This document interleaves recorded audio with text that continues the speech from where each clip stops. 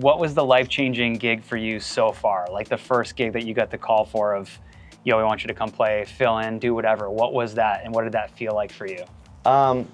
I mean, a lot of big ones happened all at the same time, so it was kind of just like an overwhelming, like literally within the span of a week, I got Machine Gun Kelly, Young Thug, and Bad Bunny all in 1 week. I got all those calls, and just because videos were released later, I did most of them like within the span of a month. Like I was doing them all at the same time. Like I did the Billboard Music Awards and went and got on a private jet to go do the Indy 500 with MGK. Like, you know, so it all kind of was like at the same time. So I think that week in general was just like kind of life-changing, you know? Yeah. Just because I was like, oh, like I'm finally like, because I had done so much stuff, but like the biggest artist I had done was that Mario Biondi guy, and like no one in the US knew him. So it was kind of like, he was massive over there. I got to play arenas in Italy, but come back here and they're like, who? Like, was that, you know, what type of music is that, you know? And, yeah.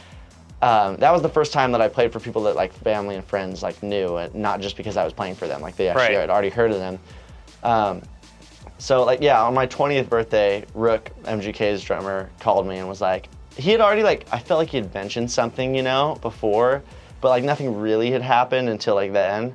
And he was like, they're not gonna cancel these shows. And his leg was still broken, he couldn't play. And, oh yeah. And so he was like, can you do it? And I was, yeah, absolutely. And I like kicked everyone out of my birthday so I could start learning the songs. Because I was like, all right guys, like, I mean, it was pandemic, so there's only a few people over, and we were all like doing the outside thing. I was like, all right, you guys gotta go now. I'm gonna go start learning some songs. And wow. And I literally just started learning the album, and yeah, so it like worked out. So I like that happened, and then like I was, you know, like whatever, 2 weeks later we played that show, and then like my friend called me and was like, hey, Bad Bunny's doing the Billboard Music Awards, and we want you on drums. And I was like, perfect, you know. So I went and did that, and then like a week after that, it was like my other friend's like, hey, I'm doing Tiny Desk with Young Thug, we want you on drums, are you down? I was like, yeah, absolutely. So it kind of all just like started happening. Yeah. And then right around that same time, Jaden's team, like it was actually a friend and like a mutual friend that we had, like introduced us. I went by to his house. I thought we were just going on like a double date, like, and I just like,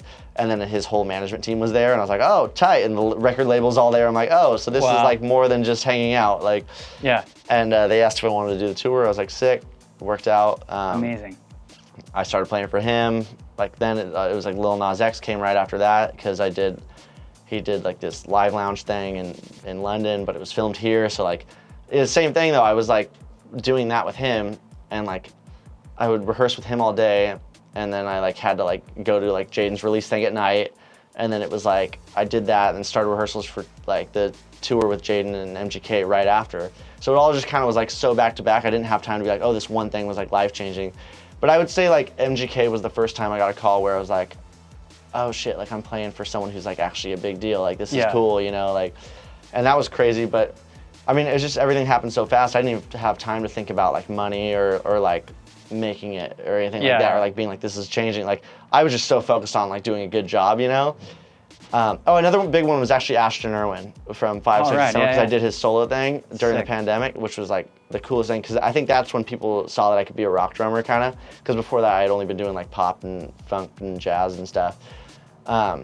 So I think people seeing that, like that helped a lot too. Cool. But once again, I was just so focused on it being like doing a good job that I didn't even think about what it would happen. And then but then, yeah, I mean, it all just kind of like kept going and stuff, and like doing Kid Leroy was like, that was really cool. I think the first thing where I like couldn't believe I was playing for the band was Fall Out Boy though, which was just kind of recently, because I was like, I'd been playing for all these big people, but then like getting to play for a band who's older than me, I think for some reason in my head that was just like the coolest thing ever, because like I'd been playing for all these people who just recently blew up, kind of thing.